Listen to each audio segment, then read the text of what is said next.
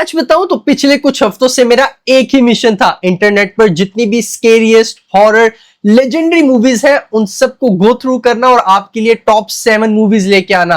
और उनमें से जेन्युइनली काफी ज्यादा मूवीज ऐसी हैं जो कि वर्थ वॉचिंग है, लेकिन कुछ मूवीज ऐसी हैं जिनको देखने के बाद आई वाज लाइक मेरे 2 घंटे वेस्ट हो गए हैं। सो इन मूवीज के अंदर सबसे पहले एक ऐसी मूवी आती है जिसको रिकमेंड करने से पहले मैं आपसे एक क्वेश्चन पूछता हूं, एक सिंपल सा सवाल कि अगर गूगल मैप आपको एक शॉर्टकट दिखाए और वो शॉर्टकट किसी जंगल के अंदर से जाता हो तो क्या आप वो लोगे? द रिचुअल इसी शॉर्टकट के बारे में है। मेरा आंसर हमेशा से रहेगा नो, स्पेशली इस मूवी को देखने के बाद, क्योंकि इस मूवी को देखने के बाद हमें इस बात का अंदाजा बखूबी हो जाता है कि एक शॉर्टकट कितना ज्यादा स्केरी और डेंजरस हो सकता है। इस मूवी का एटमॉस्फेयर काफी ज्यादा स्केरी है, लेकिन इसकी जो स्टोरी है वो उतनी ही ज्यादा सिंपल है। कुछ दोस्त हैं जो कर हाइकिंग ग्रुप पर निकले हैं और बीच में उनको एक शॉर्टकट लेने का डिसीजन करना पड़ता है। मैं नहीं बताऊंगा क्यों, लेकिन उनको एक शॉर्टकट लेना पड़ता है। यहीं से तुम्हारा दिमाग जो है वो थ्योरीज लगाना शुरू कर देता है कि इनके साथ कुछ बहुत ज्यादा बुरा होने वाला है, लेकिन जितना ज्यादा बुरा आप सोचोगे उनके साथ उससे भी ज्यादा बुरा होगा। इस मूवी के अंदर आप डार्क मैजिक, रिचुअल्स और ये सारी चीजें नजर आएंगी जो कि एक हॉरर और स्केरी मूवी के अंदर होनी चाहिए। इसके बाद अगर हम नेक्स्ट मूवी की तरफ चलें जिसका नाम है दी पॉप्स एग्जॉर्सिस्ट, तो आपको पता चल ही गया होगा कि ये मूवी एक पॉप और एक एग्जॉर्सिज्म के बारे में है। मैं यहां पर एक कन्फेशन पहले ही कर देता हूं, ये एग्जॉर्सिज्म मूवीज जो है वो काफी ज्यादा हॉरर होती हैं, क्योंकि यहां पर तकरीबन हर मूवीज का जो फॉर्मूला है वो काफी ज्यादा सेम होता है। एक फैमिली, एक पोजेस्ड बच्चा और एक प्रीस्ट, और फिर कुछ लैटिन वर्ड्स होते हैं, क्रॉस होता है और दी एंड हो जाता है। लेकिन दी पॉप एग्जॉर्सिस्ट के अंदर यहां पर जो कहानी है वो बहुत ज्यादा डिफरेंट है। एक्सपेक्टेशंस मेरी इसको देखने के लिए काफी ज्यादा लो की थी, लेकिन पहले 15 मिनट में मुझे ये चीज समझ आ गई कि ये मूवी अपनी जो लीड कास्टिंग की वजह से काफी ज्यादा अलग फील होती है। रसल क्रो भाई जो काम किया उसने इस बंदे के अंदर, आपको स्क्रीन के अंदर उसका वो हॉरर फील होता है।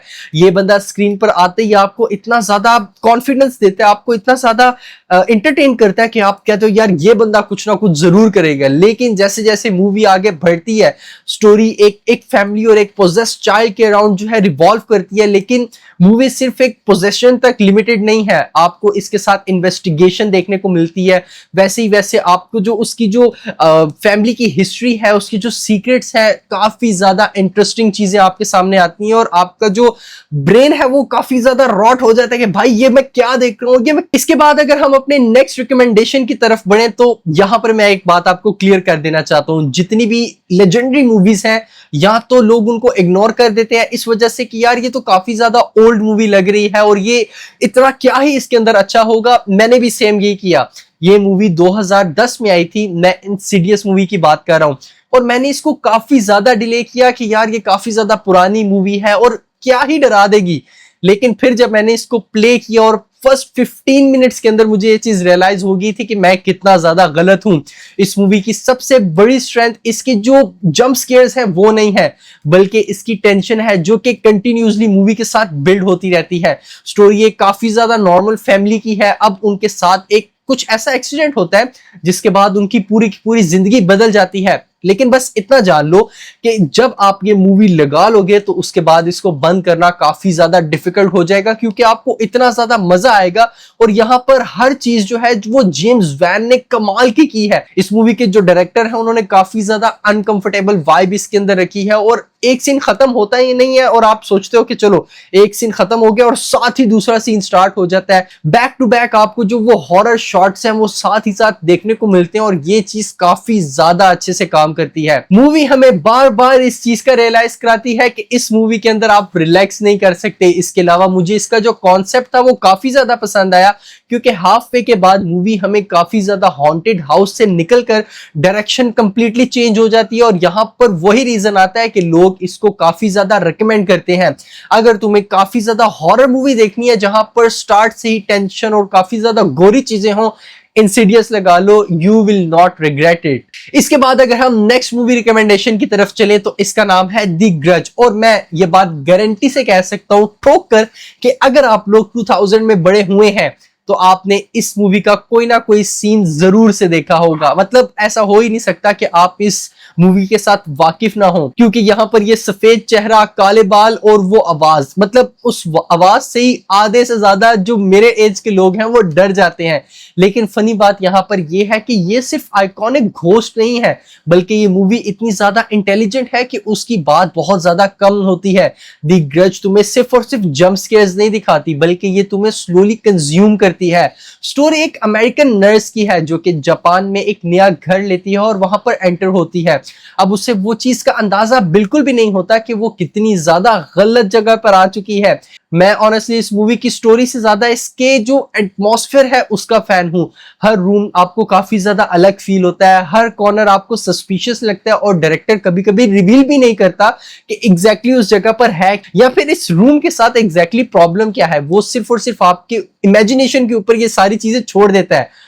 और हॉरर में इमेजिनेशन वीएफएक्स से काफी ज्यादा इंपॉर्टेंट होता है। हाँ, आज के जो स्टैंडर्ड्स हैं और आज का जो हमारा कुक एक तरीके से अटेंशन स्पैन है, उसके हिसाब से मूवी थोड़ी सी स्लो फील हो सकती है।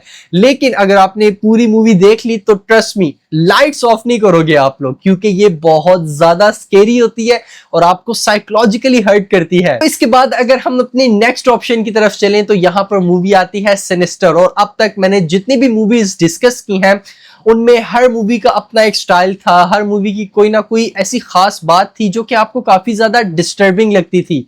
लेकिन अगर कोई मुझसे एक मूवी के बारे में पूछे कि जो कि काफी ज्यादा डिस्टर्बिंग थी, वो ये मूवी होगी। मैं इजीली उसके सामने सिनिस्टर बोलूंगा।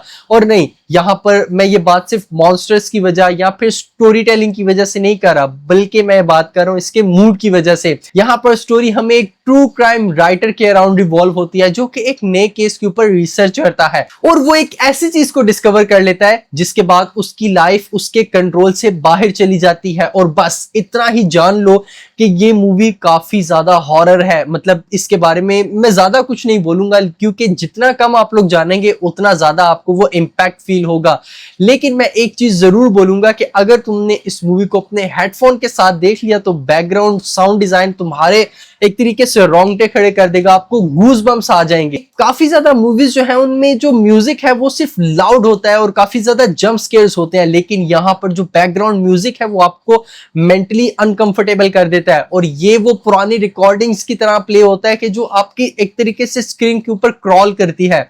हॉरर मूवीज देखते वक्त यूजुअली आप अपना फोन चेक कर लेते हो, लेकिन सिनिस्टर देखते वक्त आपका फोन टेबल पर पड़ा रहेगा and you will be like hooked with this movie कि यार इतने मजे के शॉर्ट सीक्वेंस है। इसके बाद अगर कोई हॉरर मूवी आप देख रहे हैं और मूवी का पहला हाफ देखकर आपको ये बात याद नहीं रहती कि आप कोई हॉरर मूवी देख रहे हैं, तो ट्रस्ट मी, उस मूवी का डायरेक्टर कुछ बहुत ही ज्यादा भयंकर प्लान कर रहा है आपके लिए, कुछ बहुत ही ज्यादा डेंजरस रखा है। और फ्रेश मूवी एग्जैक्टली इसी तरीके से स्टार्ट होती है।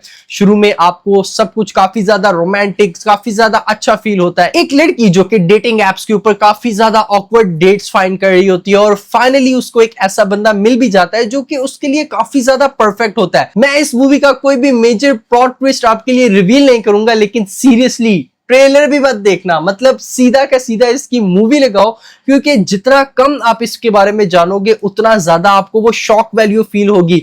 मुझे सबसे ज्यादा सरप्राइज जो है वो सेबेस्टियन स्टैन के लिए लगा, क्योंकि अगर तुमने इसको मार्वल के अंदर देखा है तो यहां पर तुम कंप्लीटली डिफरेंट एक्टर देखने वाले हो। नो ओवर एक्टिंग, ना ही कोई अननेसेसरी डायलॉग, सिर्फ एक्सप्रेशन से वो बंदा आपको इतना ज्यादा अनकंफर्टेबल फील करवा देता है। और इसी वजह से ये मूवी घोस्ट से नहीं बल्कि इंसानों के साथ अपना डर पैदा करती है। और ऑनेस्टली रियल लाइफ वाला हॉरर आपको जो फील होता है, हमेशा से जो हॉरर है वो थोड़ा सा सुपरनैचुरल तरीके से आपको फील करवाया जाता है, लेकिन यहां पर नहीं। ये मूवी आपको डिज्नी प्लस हॉटस्टार पर भी मिल जाएगी। अच्छा, जितनी भी मूवीज मैं आपको यहाँ पे बता रहा हूँ ये सब जुगाड़ में भी अवेलेबल है, क्योंकि पाकिस्तान के अंदर जैसे डिज्नी प्लस हॉटस्टार या हुलू ऐसी वेबसाइट्स ऑफिशियली अवेलेबल नहीं है, तो आप जुगाड़ के जरिए भी देख सकते हैं। मैंने भी वैसे ही देखी है भाई, अब मौजूद ही नहीं है तो हम क्या कर सकते हैं। तो अगर हम अपनी नेक्स्ट मूवी की तरफ बढ़े तो कभी कभी एक काफी ज्यादा सिंपल आइडिया काफी ज्यादा डेंजरस एटमॉस्फेयर क्रिएट कर देता है, और दी ब्लैक फोन उसी का एक परफेक्ट एग्जाम्पल है। मूवी का सेटअप जो है वो काफी ज्यादा ज्यादा सिंपल है। एक छोटा सा बच्चा होता है जिसको एक सीरियल किलर जो है वो किडनैप कर लेता है और फिर एक बेसमेंट के अंदर लॉक कर देता है, और यहाँ पर उस बच्चे के पास सिर्फ एक मैट्रेस, एक लॉक दरवाजा और दीवार के ऊपर एक ब्लैक कलर का फोन टंगा होता है। अब आप लोग सोचेंगे कि काफी ज्यादा सिंपल सेटअप है, कि काफी ज्यादा इजी चीज है, बच्चा जो है वो लॉक हो गया। लेकिन जब जब वो ब्लैक फोन बजता है तो उस स्टोरी की जो पूरी की पूरी नैरेटिव है, पूरी की पूरी डायरेक्शन है, वो चेंज हो जाती है। और जब भी वो ब्लैक फोन बजेगा, आप उसके बाद अपने आप से एक सिर्फ यही क्वेश्चन करेंगे कि क्या ये बच्चा बचेगा, क्या इसकी आगे लाइफ होने वाली है और इसके साथ आगे क्या होगा। तो ये चीज प्रॉपरली आपको मूवी देख के ही पता चलेगी। यहां पर मैं आपको स्पॉइलर नहीं दूंगा। इसकी जो एंडिंग है वो मुझे काफी ज्यादा अच्छी लगी थी। इसके अलावा अगर हम अपने लास्ट ऑप्शन की तरफ बढ़े, जो कि मैं कहूंगा कि अभी तक बेस्ट मूवीज में से आता है, जिसकी एक प्रॉपर फ्रेंचाइजी है। अगर कोई भी ऐसा इंसान है जो कि हॉरर को प्रॉपरली जीरो से स्टार्ट करना चाहता है, हॉरर जॉनरा को देखना चाहता है, तो उसके लिए दी कॉन्ज्यूरिंग बेस्ट फ्रेंचाइजी होगी। एक कपल है जो कि एड और लॉरेन के नाम से, जो कि रियल लाइफ में भी एग्जिस्ट करता है, और ये कपल डिफरेंट लोगों की हेल्प करता है, डिफरेंट फैमिलीज की हेल्प करता है। जहां पर जो लोग पोजेस्ड हो जाते हैं उनकी हेल्प करते हैं, और वहां पर उन लोगों को जाके एग्जॉर्स करके उनके अंदर से जो डीमन है उसको निकालते हैं। अब बहुत दफा इस तरीके से होता है कि जब वहां पर जाते हैं तो डीमन जो है इनके साथ जाती दुश्मनी निकल आती है। लाइक लास्ट पार्ट में तो इसी तरीके से हुआ था। लेकिन यहां पर हमें जो इसकी टेंशन बिल्ड होती है, यहां पर जो हमें एटमॉस्फेयर नजर आता है, वो बहुत ज्यादा हॉरर है, वो बहुत ज्यादा गोरी है। यहां पर मैं इजीली कह सकता हूं कि it's one of the most famous franchisee. लेकिन यहां पर बहुत सारे ऐसे लोग हैं जिन्होंने इसके सारे पार्ट नहीं देखे। तो अगर आप लोगों ने ये वीडियो यहां तक देख ली है, do let me know in the comments below कि इनमें से कितनी मूवीज आप लोगों ने देखी हैं, कितनी मूवीज के बारे में आपके क्या रिव्यूज हैं, और नेक्स्ट मूवी आप कौन सी देखने वाले हैं। Thank you so much. I will see you in the next one.